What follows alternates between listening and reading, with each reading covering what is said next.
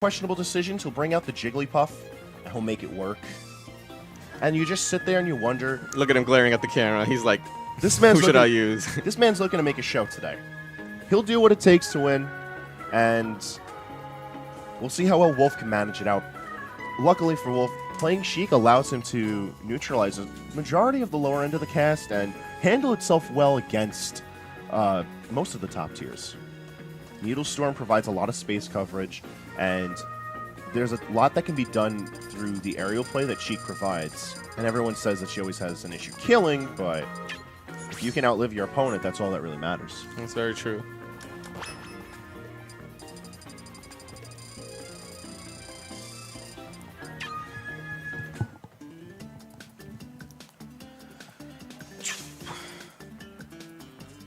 So as they go to set up their controls, we can try to figure out certain matchups that may occur. Now, it's most likely we're going to see Kofi lead off with his Fox. That seems to be the closest thing to his main. However, as of late, we've also been seeing a lot of his Bayonetta take the lead. Yeah, many players actually making the switch to Bayonetta. I feel like a majority of the people agree that she's definitely in the top 5 of the best characters. Yeah, everyone's arguing that she's going to be top 1 or 2. Yeah. And it's the Bayonetta we're seeing leading off Kofi's army of characters versus Wolf Sheik. Now, this matchup's a bit weird. Bayonetta has no issue with moving in for the kill on Sheik. A lot of her tools just habituate the idea that this character is going to fall into myself and I'm going to drag her around. But Sheik can also stop a lot of Bayonetta's approaches. Bayonetta particularly has very weak approach options outside of heel slide and, you know, the occasional hit in neutral from one of an aerial, whether it be nair, fair, up air. She can negate a lot of that through Needlestorm. Yeah, especially considering the fact that Needlestorm is like extremely linear, unless like obviously if you do it in the air, it's more of a diagonal, but regardless, still linear. But yeah, we're just gonna see what stage they opted to go to. And starting out in Final Destination, we'll see where this goes. As we move into game 1 of Kofi versus Wolf. And immediately Wolf going to charge those needles, do what he can to try and keep the pressure off him, but Kofi gets the quick percentage lead. Ooh, do not drop shield when Bayonetta's up being. It's going to be a lot of those little bursty combos, because outside of, you know, getting the kill, Bayonetta's going to have to do a bit of hunting when it comes to racking up the damage. Sheik's fast faller status is going to keep her within the combos, but it's also going to allow her to, with proper SDI, escape a little bit more easily. Yeah.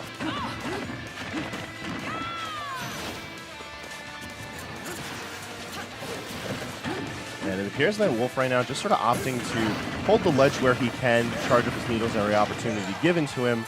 But he's going to have to be a bit more proactive in his aggressive play because Kofi is taking a considerable lead on him, especially with his witch time into the forward smash. Man, I can only imagine the the devastation you feel when you get witch time as Sheik on the right side of the stage and just, you know, get forward smash and you can't do anything about it. You just watch it in slow motion. And it's like, you know, you were just pressing buttons and you just sit there and you're pondering, all right, what's going to happen now? And then, boom, the Wicked Weaves just come through and punish you. Literally the only thing you can do is pray that your opponent doesn't miss info. That's it. Like, otherwise, you are gone. But yeah, as you mentioned before, Wolf definitely going to have to rack up a decent amount of damage before he can be able to secure a kill. Especially considering the fact that Bayonetta is a fast faller and, well, despite the fact that she's light, she'll still oh my god. Oh, it's not going to happen just yet. Kofi not able to get that quick kill. He could have ended the match right there, but Wolf's got a second lease on life. It's all about how well he can carry this lead. Yeah, but looking like that lease is about to expire because he's sitting at pretty high percent considering Sheik's weight and the rage that Bayonetta is accumulating, but I like that use of late hit nair to punish the air dodge. Even Bats can't save itself from up air, but doesn't matter. A bit of quick decision making from Kofi allows him to take Wolf off the top for a pretty solid 2-stop. Kofi's like, you want the Bayonetta again? Or should I switch? What do you want, bro? Like, I can give you that mirror match you want. We will play random. That's fun. Jack of all trades, man. But I don't see Kofi switching off of his Bayonetta. And that's another thing I'd like to mention. Just the idea that because you have such a deep character pool that you're so confident with, depending on where Wolf wants to bring Kofi, he could switch characters. Doesn't seem that that's the case right now, but Battlefield might be the pick. We've seen him hover over it a couple of times. No, dude, we're going to Bridge of Elden. What did you expect? Boy, take me to Kalos Pokemon League. I actually am a very huge fan of that stage. Not because I think it's legal or anything, but because the design was just phenomenal. Oh my god, it's like... It's a shame that some of the illegal stages in this game just have such bad gimmicks because it doesn't even make it fun for casual play. Either way, we're going right back into the set. Score 1-0, Kofi's favor, and we're seeing the Battlefield pick. And it seems to be working out immediately for Wolf, as he already has 34% on board for Kofi. But as you say that, Kofi trying to even it up with these Bayonetta typical combos. Keeping that pressure up with these aerials, just utilizing the platforms to retreat to, and then using a short hop off the platforms, using more aerials, not giving Wolf a chance to breathe here.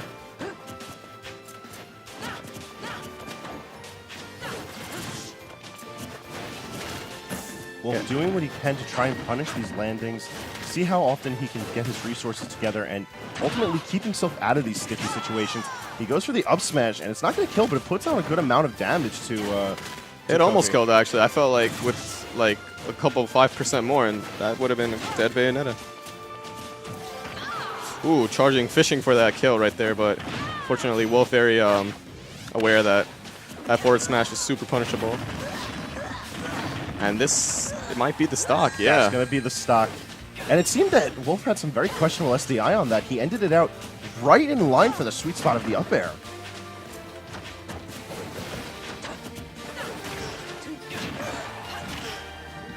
We have the forward air, one carry off, but it's not really going to do much. It's a bit difficult to gimp Sheik.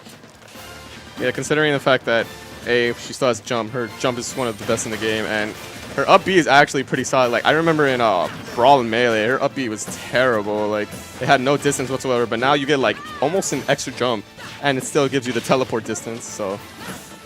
Yeah, there's a lot of micro spacing that comes to Sheik's kit, and it's what helps her control that space so well. However, we are seeing a lot of struggle behind Wolf.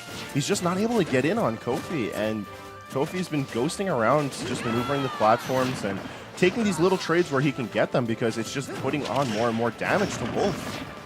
Yeah, but unfortunately, it seems like it's inevitable that Kofi's gonna win. Ooh, and that might be it, but nope.